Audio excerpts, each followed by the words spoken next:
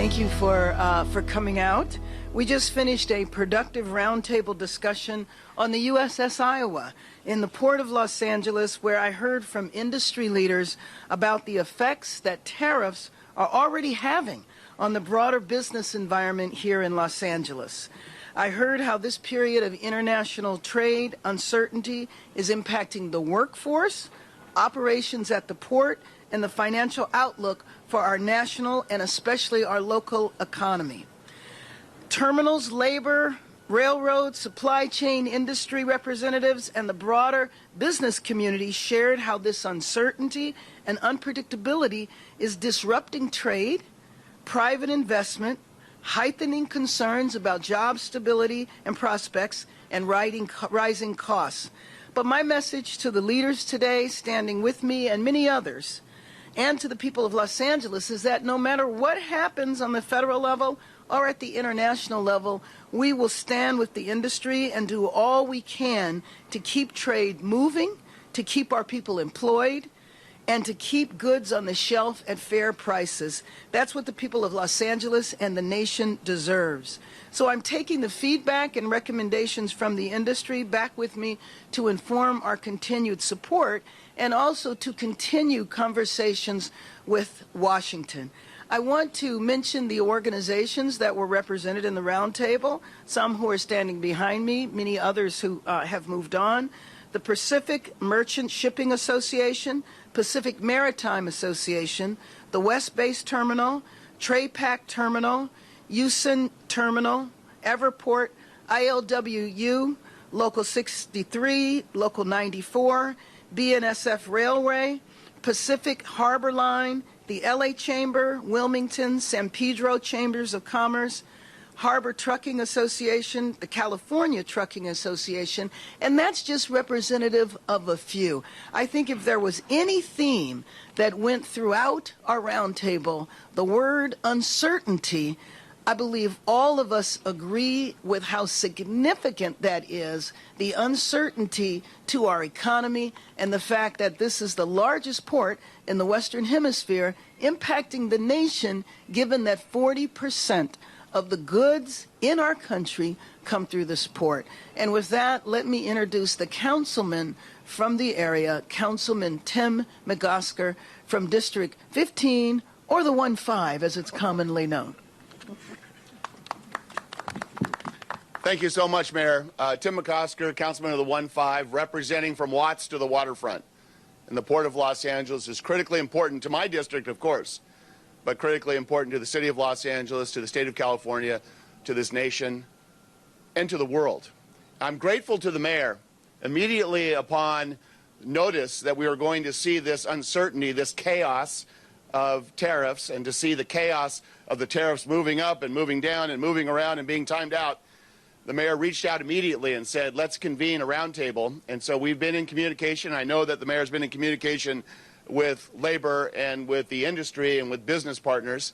But today we had a chance to hear from everyone at a roundtable where folks could speak frankly. And it's so important to hear from labor, the Local 13, the workers on the front lines, to the clerks, to the walking bosses. They were all there. It's important to hear from the train operators, local and regional and national train operators. We heard from the terminals.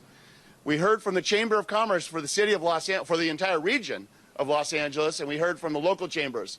Everyone was saying the same thing, that these tariffs have had a negative impact on this economy. They've had a negative impact because it has caused uncertainty. Folks have called timeouts in boardrooms around the world, and those timeouts mean fewer ship calls here. That means fewer jobs here. That means fewer products here.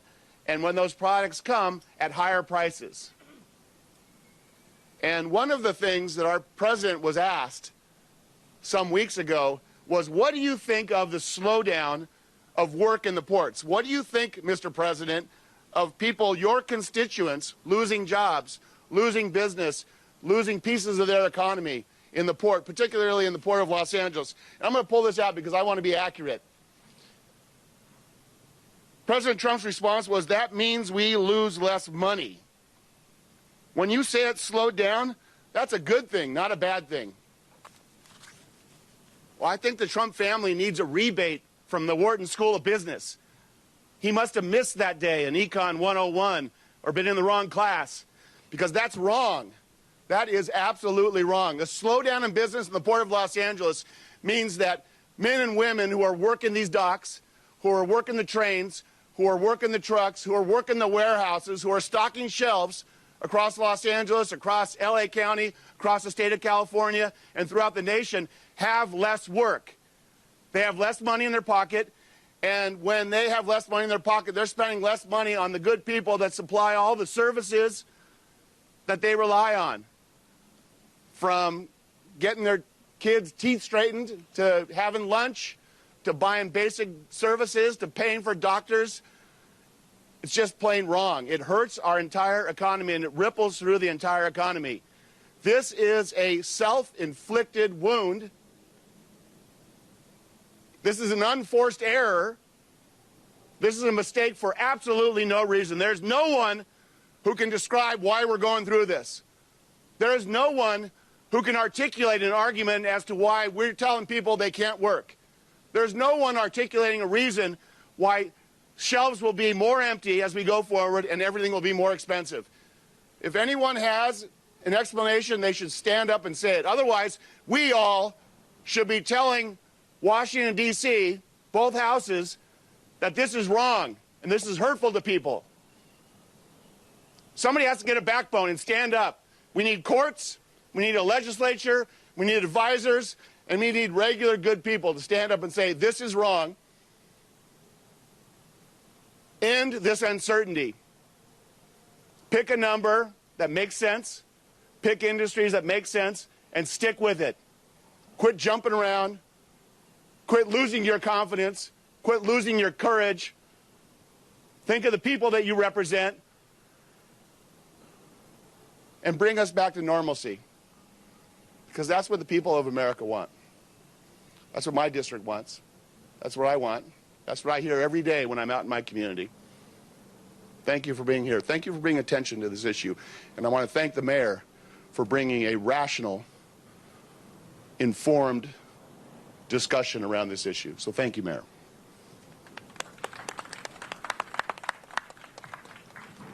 Gene Seroka, Executive Director at the Port of Los Angeles.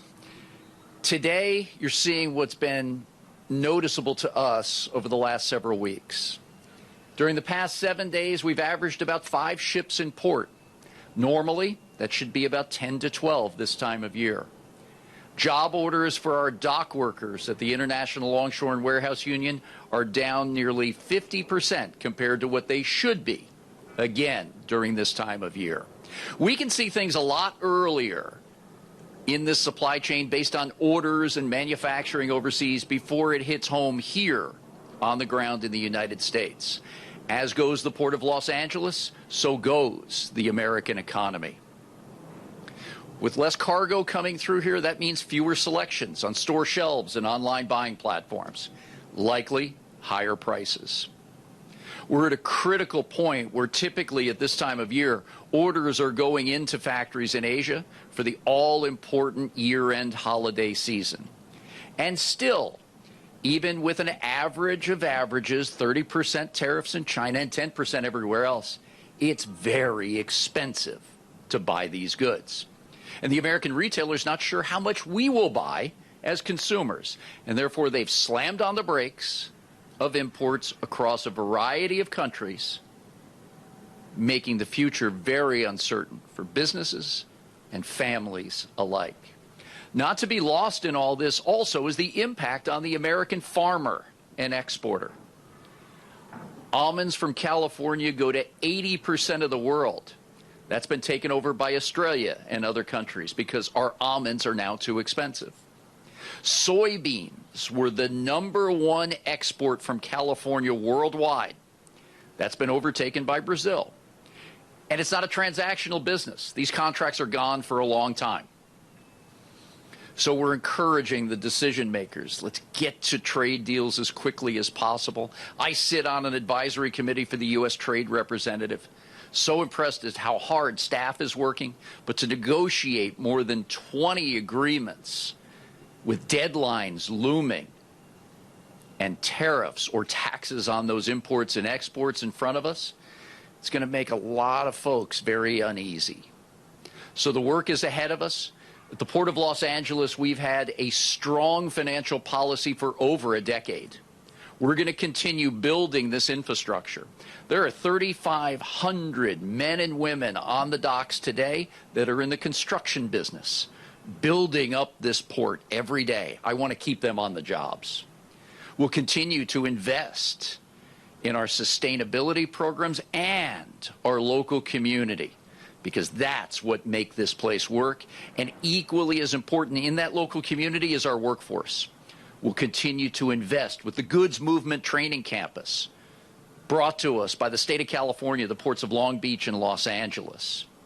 And the folks at the Harbor Department right here in LA will continue to get the training and education necessary, because it may just give us the chance to accelerate all this projects and work, because when that cargo does return, we will be ready to move more than ever. I thank you for your attention today.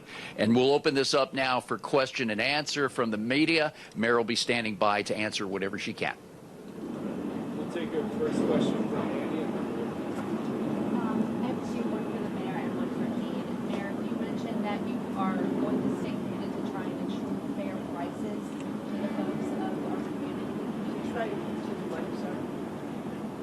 You mentioned, I just want to make sure I got this right.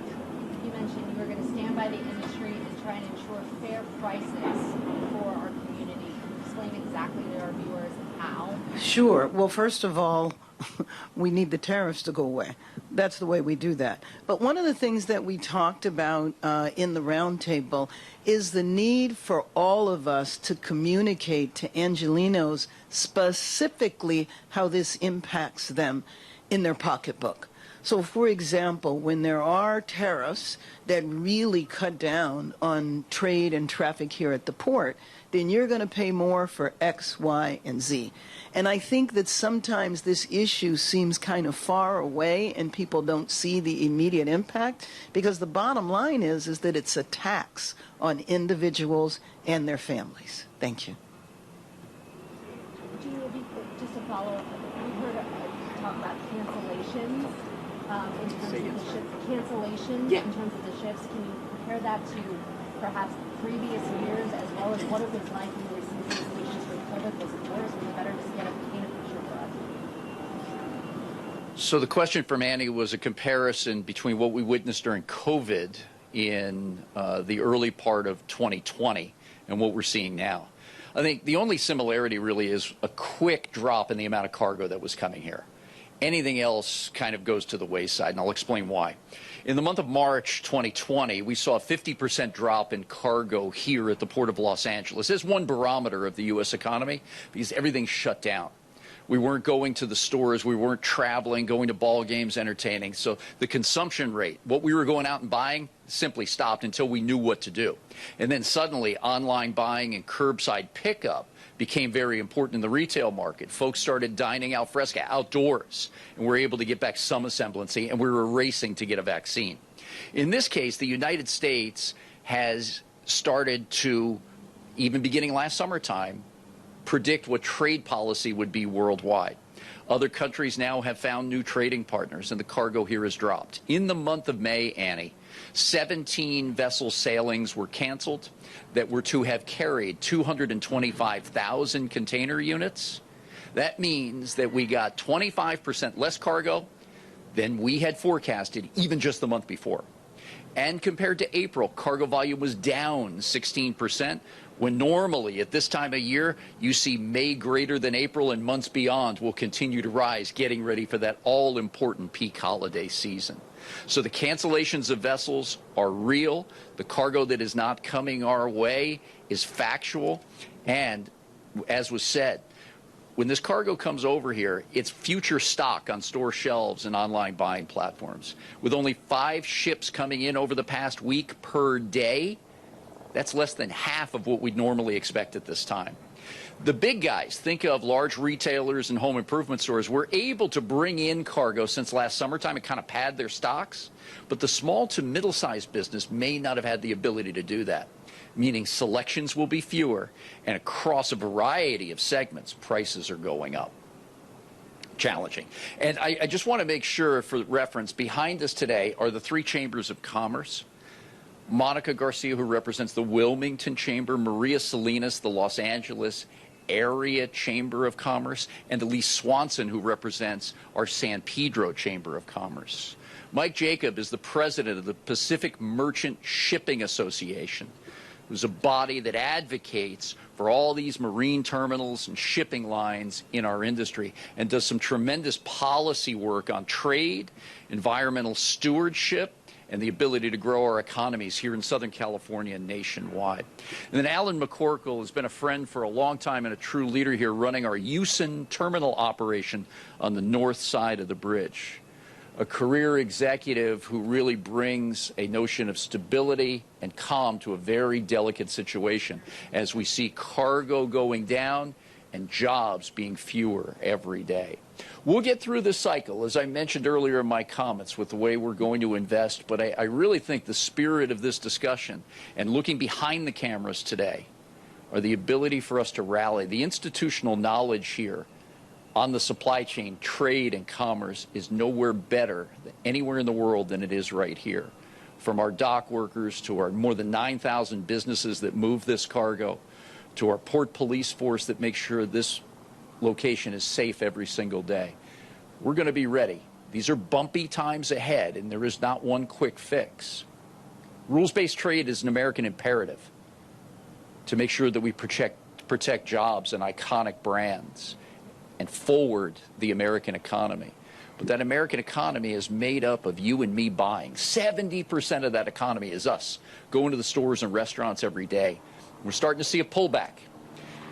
Every family I talk to is telling me they're tightening their belts, watching the family budget. And one last very important piece of information. In the first 4 months of this year, American retailers have cut 64,000 jobs. That's more than 4 times the amount of job reduction that we saw this time last year. They see something coming too. So we've got to continue to rally and get the ground truth out, help the decision and policymakers understand these impacts so we can move forward with trade policy that is good public policy.